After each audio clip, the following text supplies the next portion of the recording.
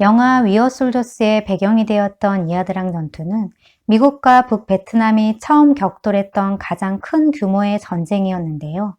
이 전쟁의 승패에 따라 남베트남의 운명이 결정되어집니다. 이안은 베트남 산악 부족의 방언으로 강을 의미하고, 드랑강은 중부 고원지대의 플레이쿠 근처에서 시작되는 작은 강입니다. 안녕하세요, 지식발대입니다. 구독과 좋아요는 저에게 큰 힘이 됩니다.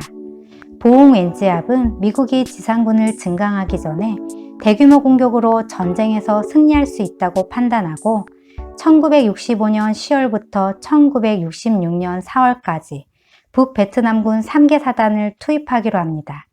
북베트남은 총 공격에 앞서 사이공 일대와 인구 밀집 지역의 집중 공격으로 남베트남군을 혼란에 빠뜨리고 주력 부대는 중부 고원지대의 이아드랑 계곡에서 공격을 시작합니다.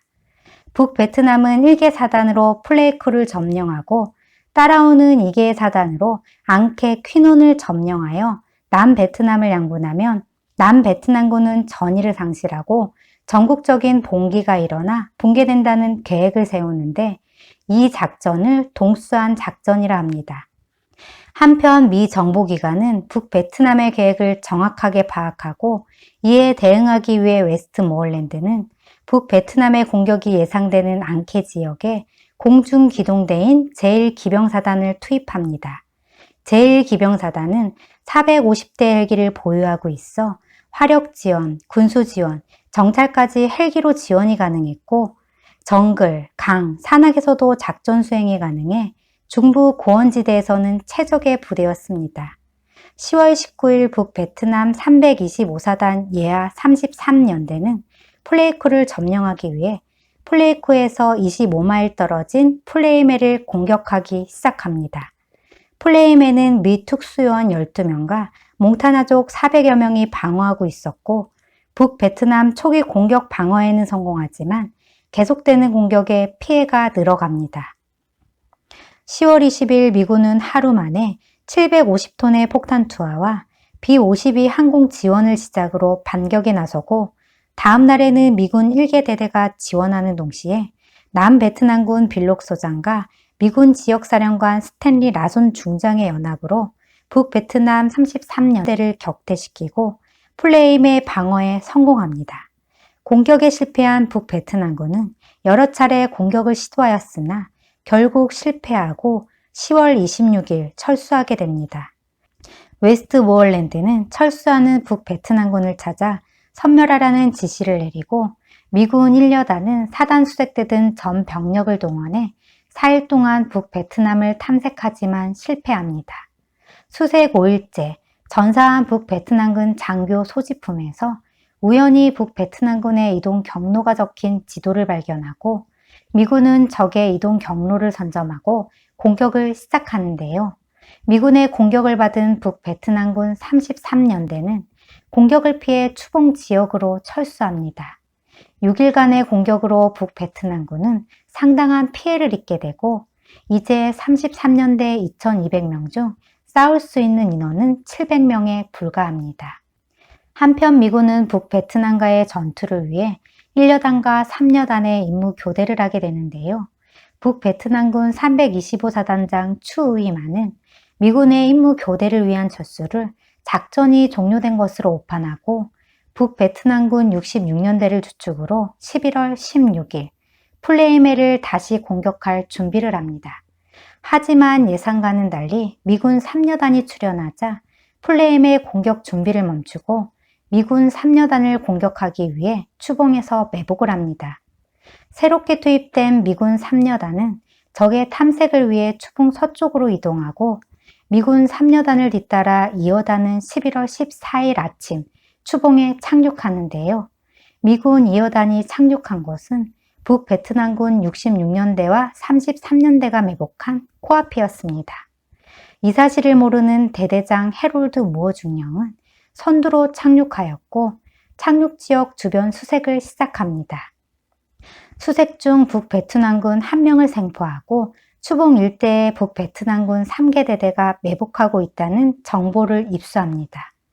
해롤드 대대장은 비중대에게 착륙지역 동북방에 있는 감제고지를 점령하도록 지시하고 마침 공격을 준비하던 북베트남군도 감제고지를 점령하기 위해 이동 중이었습니다.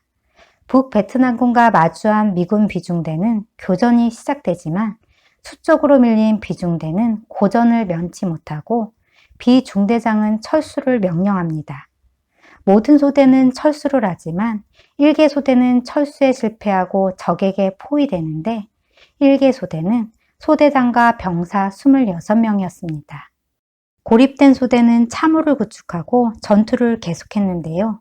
이들을 구출하기 위해 해롤드 대대장은 병력 증원과 항공 지원을 요청합니다. 수천 발의 포병화력, 항공 지원, B-52 폭격 등의 지원으로 적의 공격을 막아내고 11월 15일 지원군의 도착으로 고립된 소대를 구출합니다. 구출된 대원 27명 중 8명은 전사하고 12명이 부상당합니다. 그리고 미국의 계속된 공격으로 북베트남은 11월 16일 철수를 하게 됩니다. 이하드랑 전투 동안 미 제1기병사단은 300여 명이 전사했으나 북베트남군 325사단 4천여 명은 거의 전멸하게 되면서 북베트남의 총공격은 실패로 돌아갑니다. 이하드랑 전투의 승리로 기울어져가는 전세는 만회되었고 더 이상 지지 않는 전쟁은 시작되었지만 그것은 승리를 의미하는 것은 아니었습니다. 미국의 입장에서는 단기간 내에 전쟁을 끝내기 위해 고민은 깊어갑니다. 이하드랑 전투 후 사이공을 방문한 맥나마라 국방장관은 웨스트모어랜드의 계속적인 추가 병력 요구에 실망하게 되고 존슨 대통령에게 다음과 같이 보고하는데요. 북베트남군의 침투가 오히려 증가되었고 웨스트모어랜드의 제2단계 작전을 수행하기 위해서는 북베트남의 폭격을 강화하고 총 40만의 병력과 추가로 20만 병력이 필요하다고 보고합니다. 그리고 매월 1000명 이상의 전사자 발생이 불가피하지만 이런 대규모의 병력으로도 승리를 보장하지 못하며 중국의 개입도 배제할 수 없다고 덧붙입니다. 이 보고에 미국 행정 관료들은 매우 실망합니다. 이제 미국이 선택할 수 있는 건 두 가지. 대폭적인 양보로 협상을 하거나 병력 증가로 전쟁을 끝까지 하는 것. 하지만 북베트남은 협상 의도가 전혀 없었고 결국 미국의 선택은 하나만 남습니다.